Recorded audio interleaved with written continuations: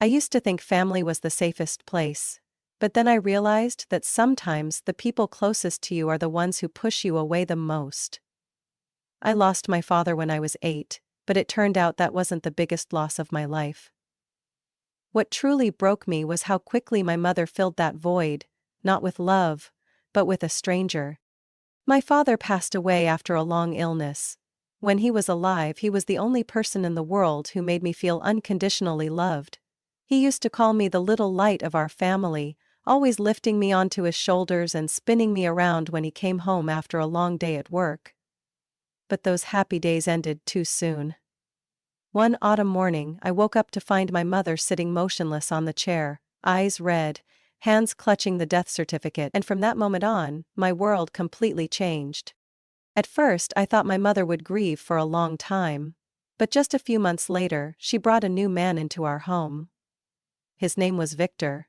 Short hair, a smile that never quite reached his eyes, and a cold handshake when my mother introduced me to him. "Ruby, this is Victor. Victor, this is my daughter." I remember that moment clearly. Victor just nodded, glancing at me as if I were an unnecessary piece of furniture in the house. I wanted to run, but my feet felt glued to the floor. I didn't know if my mother noticed or if she simply chose to ignore it. It didn't take long for me to realize that Victor didn't want me there. He didn't have to say it outright. It was in the way he sighed whenever I entered the room, the way he frowned if I dropped a spoon, the way he took my father's seat at the dinner table. At first, I tried to tell my mother. I told her I didn't like Victor, that he wasn't friendly. But she just sighed. "You have to understand, Ruby. I need someone too." I didn't understand. Wasn't I here? Wasn't I her family? Little by little, I became an outsider in my own home. Victor had rules. Rules I could never keep up with. No toys in the living room. No talking during meals. No TV for too long. If I made a mistake, he would look at my mother, waiting for her to say something. But she stayed silent. She didn't protect me anymore. And then one day, I realized I was no longer my mother's priority. I was just a part of the past she wanted to leave behind.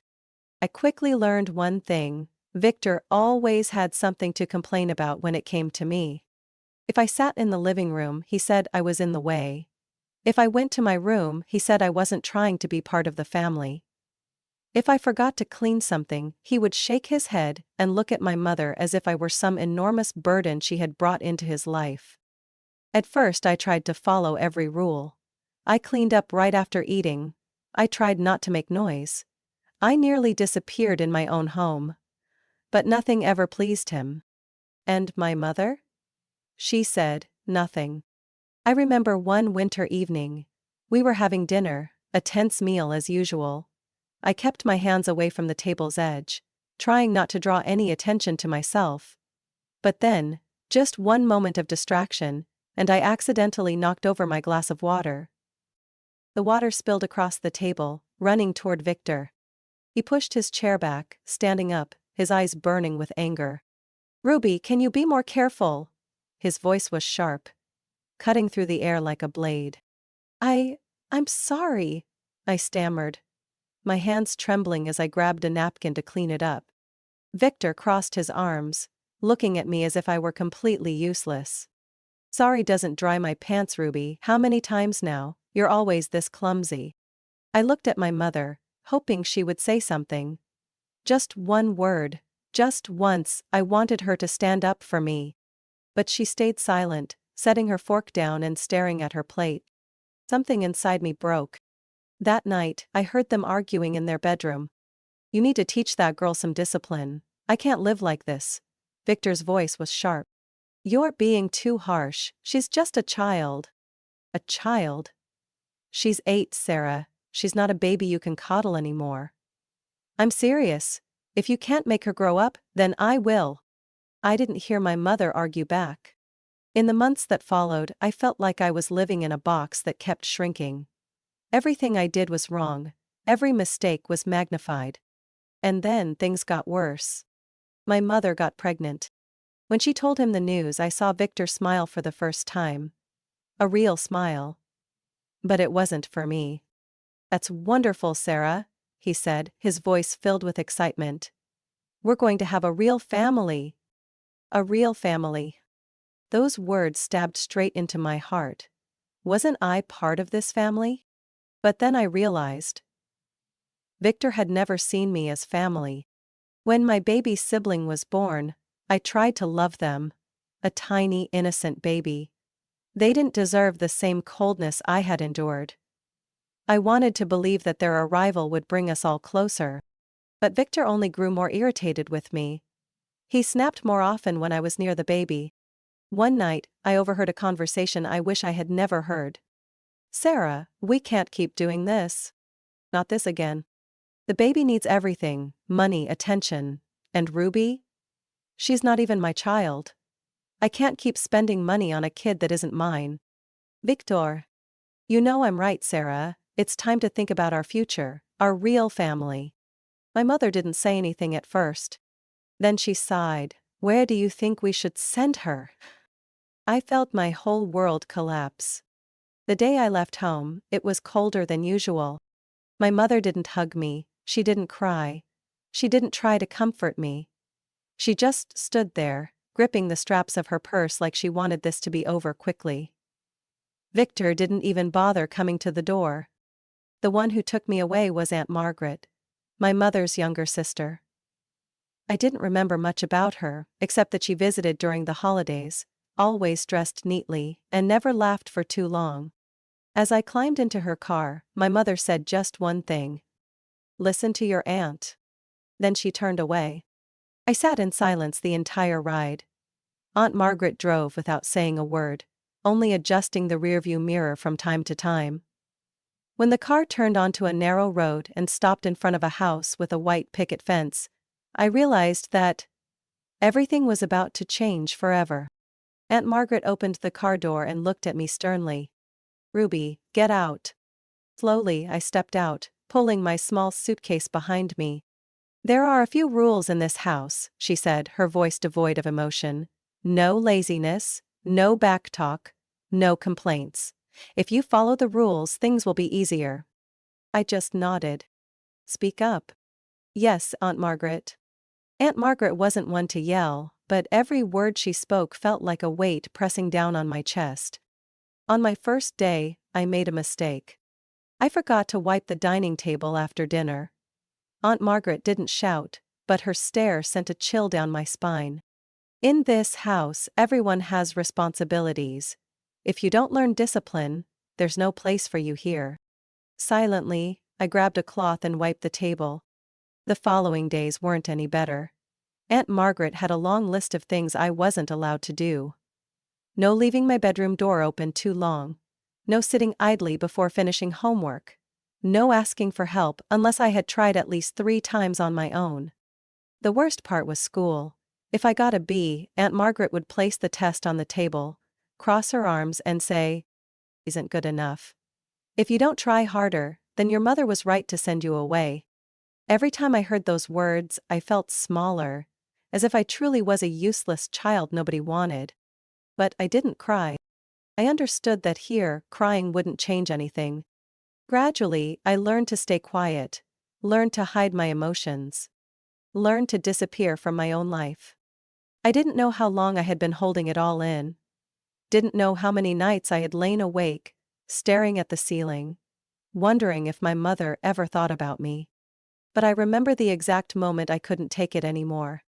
It was a Saturday afternoon. Aunt Margaret was outside trimming the bushes, and I was cleaning the kitchen like always. On the counter, next to the fruit basket, her phone was charging, the screen lighting up a few times with incoming messages. It felt like it was calling to me. I tried to ignore it. Tried to remind myself that I wasn't allowed to make mistakes. But the thought wouldn't leave me. Maybe my mother would answer. Maybe she missed me. I took a deep breath, glancing out the window to make sure Aunt Margaret was still busy. My hands trembled as I picked up the phone. I dialed a number I had never forgotten. The line rang. Once. Twice. My heart pounded harder. Then my mother answered. "Hello?" I opened my mouth but no words came out at first. Mom? Silence. A long pause. Then her voice came, cold and distant, as if I were a stranger who had dialed the wrong number. Ruby, why are you calling? I bit my lip, tears welling up before I could stop them. I miss you. Ruby, I told you. You can't call me anymore. I choked on my breath. But, why? I'm still your daughter. She sighed. The sound of it twisted something deep inside me. You need to move on, Ruby. You have to learn to live with Aunt Margaret. I shook my head, even though she couldn't see me. Mom, please, let me come home. No. Her voice turned sharp. You don't have a home here anymore. Don't call again. The line went dead. I stood frozen, phone still clutched in my hand, breath caught in my chest. She had hung up. She had truly cut me off. I don't know how long I stood there, but when the kitchen door swung open and Aunt Margaret's voice rang out behind me, I knew I had just made the biggest mistake. What do you think you're doing with my phone? I turned around, my throat tightening with fear. Aunt Margaret strode toward me, snatching the phone from my hand, her eyes like ice.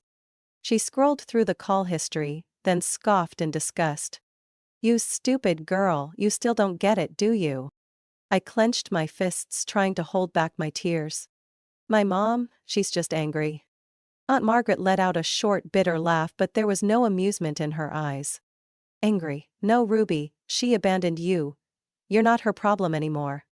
Her words cut deeper than any knife. But the punishment wasn't over. From now on, you're not allowed to touch my phone. No TV, no outings. I didn't argue, I just lowered my head. Because I knew, nothing I said would change the truth. My mother didn't want me anymore. A year later, I was abandoned again. I had thought that no matter how harsh Aunt Margaret was, she would still keep me, because after all, I was her blood. But I was wrong. One winter morning, as I was washing dishes after breakfast, Aunt Margaret called me into the living room.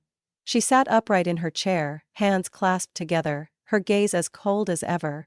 But this time something felt different. Ruby, we need to talk. I stood still, my hands still wet, a sinking feeling growing in my chest. Do you know why you're still here? She asked, her voice calm but calculated. I swallowed hard.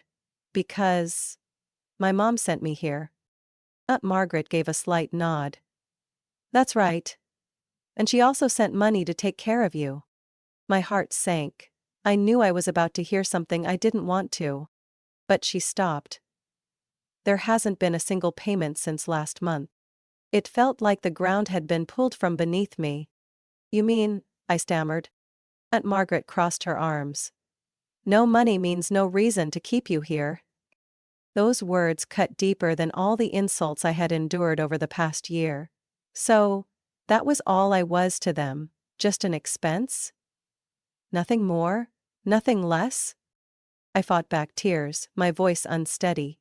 So, where am I supposed to go? Aunt Margaret shrugged, as if this had nothing to do with her. I could send you to a foster center, or, if you're lucky, you could stay with your grandmother. Grandmother. I hadn't seen her in years. In my memories, she was a quiet woman with sharp eyes and neatly tied silver hair. She had always seemed distant, but never as cold as my mother or Aunt Margaret. I had no other choice. I want to go to Grandma's, I said, my voice small but firm. Aunt Margaret nodded, as if she had expected that answer. Then pack your things. You're leaving tomorrow morning. I packed in silence. No one helped me. No one asked if I was okay. It was just me, my worn-out suitcase, and the hollow emptiness in my chest. The next morning, Aunt Margaret drove me to a small town where my grandmother lived. Her house was smaller than I had imagined, with a front yard and climbing rose bushes along a wooden fence. She was already waiting at the door, watching me closely. Aunt Margaret stepped out of the car. No hug, no goodbye. She simply looked at my grandmother and said curtly, "Here's your granddaughter, I'm not keeping her anymore." Grandmother looked at me. Then she nodded. "Come inside, Ruby." And for the first time in years, I felt like I had a place to return to. The first few days at my grandmother's house, I wasn't used to the quiet. There were no harsh rules like at Aunt Margaret's. No cold complaints like Victor's. No one reminding me that I was a burden. Grandmother wasn't the affectionate type, nor did she say sweet words. But she had her own way of showing care. Breakfast was always set on the table, with a warm glass of milk and toast. Whenever I made a mistake, she didn't scold me. "Do it right, Ruby, everyone here has their responsibility." For the first time in years, I no longer felt like I was walking on eggshells.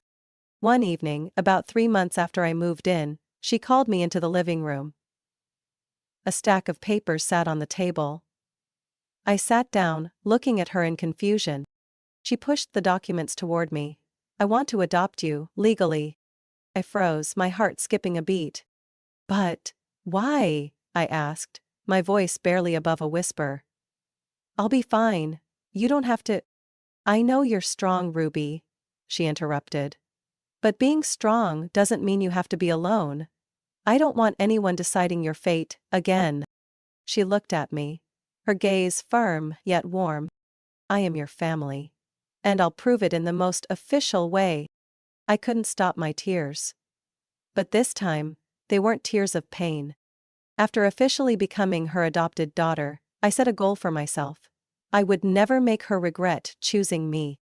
I threw myself into my studies, spending more time in the library than anywhere else.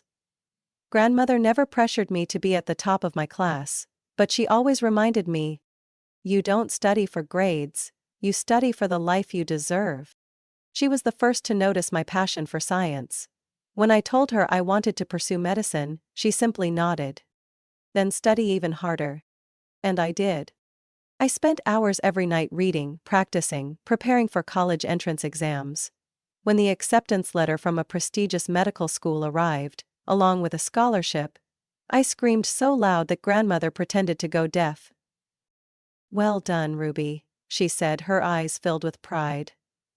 "Now pack your things. You have a future waiting." Medical school was tough, but I never gave up. I knew I wasn't just fighting for myself. I was fighting for the person who believed in me when no one else did.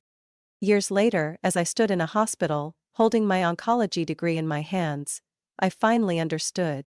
This was the life I had fought for. Grandmother passed away on a crisp October morning as the last golden leaves fell onto the porch. I had known for months that her health was fading. I had seen the signs, the slower steps, the lingering coughs, the way her hugs grew lighter, as if she was slowly slipping away. But no matter how much I'd prepared, I wasn't ready. I had just returned home from a long shift at the hospital when the call came. The doctor's voice was gentle, but heavy. "We're so sorry, Ruby. Your grandmother passed in her sleep." I cried all night. Not because I hadn't expected it, but because I didn't want to believe it was real. She was the only one who had never abandoned me. And now, she was gone too. The funeral was simple, just as she had wanted. I called the few remaining relatives in her contact list, but I didn't expect much. Most sent hollow condolences. I thought the funeral would pass in quiet solitude. But then, my old family showed up. They arrived on the last day, just after I had seen the final guest out. When I opened the door, I saw my mother standing there, with Victor and Kara, the half-sister I had never truly known. I wasn't surprised. I wasn't happy either. I just stood there, looking at them. My mother didn't beat around the bush. She spoke immediately. Not to ask how I was, but to make demands. "Ruby, we need to talk about my mother's estate." I let out a quiet laugh, devoid of warmth. "My grandmother." "My mother," I corrected. "She was the one who adopted me. I think that's clear." My mother tightened her grip on her purse, but it was Victor who spoke next. "No matter what the paperwork says, this is still family property. We all have a right to it." I crossed my arms, staring straight at him. "Family, is that the word you're choosing to use with me, Victor?" "Kara, The little sister I never truly had the chance to be an older sister to, suddenly chimed in, her voice sweet but laced with deceit. Come on, sis, why are you being so difficult? We're all family. Don't you want to share? I laughed again, this time with a bitter edge. Share? After all of you abandoned me when I was 8? No one answered right away. I turned to my mother, waiting to see what she would say. She simply sighed, her voice filled with annoyance. Ruby, don't be selfish. This time, I couldn't help but laugh out loud. Selfish? I raised an eyebrow. Who's really selfish here? The one who threw away her own daughter for a stranger? The one who only remembers me when money is involved? I picked up a folder from the nearby table and flipped to the most important page. My grandmother's will. Here are the legal documents. Everything belongs to me. If you bother me again, I'll call the police. Victor clenched his jaw. My mother glared. Kara pouted, but none of them could argue. I stepped toward the door and pulled it open. You can leave now. 3 days later, I got a call from a neighbor. Ruby, your family is moving into your house. I gripped my phone, my heart dropping. No way. I drove home as fast as I could, my stomach churning with anger. When I pulled up to the house, the sight in front of me made my blood run cold. My mother, Victor, and Kara were shamelessly carrying things into my home. Suitcases, cardboard boxes, even a small couch were being hauled through the front door. My door. My house. The home my grandmother left me. I took a deep breath and stormed inside. What the hell do you think you're doing? I snapped. My mother turned around, her expression completely calm. We're just getting settled, Ruby. Don't make a scene. Victor stood with his arms crossed, his gaze challenging. We're family. You can't expect to keep this house all to yourself forever. I felt my blood boil. Family? I scoffed coldly. You abandoned me twice, and now you think you can just waltz in and take over my house? Kara brushed past me, setting a box down. You're so uptight. There's plenty of room for all of us. I clenched my fists. Enough. Without another word, I pulled out my phone and dialed the police. Right in front of them. My mother's eyes widened. Ruby, what do you think you're doing? Calling the cops, I said, my voice like steel. Because this is my house. And you're trespassing. Victor took a step forward, his expression darkening. You'll regret this. I didn't flinch. 15 minutes later, 2 officers arrived. I stepped outside, calmly explaining the situation and presenting my legal documents. One of the officers turned to my mother. Ma'am, you have no legal right to be here. You and your family need to leave immediately. My mother stiffened, staring at me. You're really going to kick your own mother out? I met her gaze head on. You kicked me out a long time ago. This is just justice. Kara glanced around, realizing they had no way out. This is humiliating, she muttered. Victor gritted his teeth, but as the officer stepped closer, he raised his hands in surrender, grabbing his suitcase and heading toward the door. My mother was the last to leave. Before stepping outside, she turned to look at me one last time. Ruby, you'll regret this. I crossed my arms, standing firm. No. The only thing I regret is loving someone who never deserved it, but not anymore. The door shut behind them. I stood in the empty house, letting out a long, steady breath. This was the end. It was finally over. The house returned to its peaceful state once the door closed. I stood in the living room, taking in the silence. No more fake pleasantries. No more accusations. No more demands. Just me and the memories of my grandmother. I slowly walked over to the old armchair by the window, the one she used to sit in every morning, sipping tea as she looked out at the garden. She once told me, Ruby, it doesn't matter where you come from or who has left you. What matters is who you choose to become. I smiled softly. She was right. I was no longer the abandoned 8-year-old. No longer the lost girl seeking approval from a family that never deserved me. I had built my own path, become a doctor, become strong. And now? I had a real home. In the days that followed, I began restoring the house. I cleaned each old piece of furniture, organized my grandmother's keepsakes, and spent time tending to the little garden she had loved so much. At night I sat on the front porch, watching the warm streetlights cast a golden glow over the quiet neighborhood. I didn't feel lonely. I realized that family isn't about shared blood. It's about the people who truly love and protect you. My family wasn't the one that abandoned me. It wasn't my mother, Victor, or Kara. My family was my grandmother, the one who chose to love me, who chose to stand by me when no one else did. And now, I was choosing to move forward, no longer haunted by the past, no longer weighed down by old wounds. I was choosing my future. A new life in this house. A place that once held pain, but would now only hold love and peace. Ruby's story is a powerful reminder that family isn't defined by blood, but by love and loyalty. Not everyone is fortunate enough to receive unconditional love from their biological parents, but that doesn't determine our worth. True strength comes not from clinging to those who hurt us, but from letting go and building our own lives. The past may be painful, but we always have the power to choose how we move forward. With resilience, self-respect, and an unyielding pursuit of happiness. What do you think of Ruby's story? If you've ever experienced something similar or have thoughts on family and independence, share your perspective in the comments below.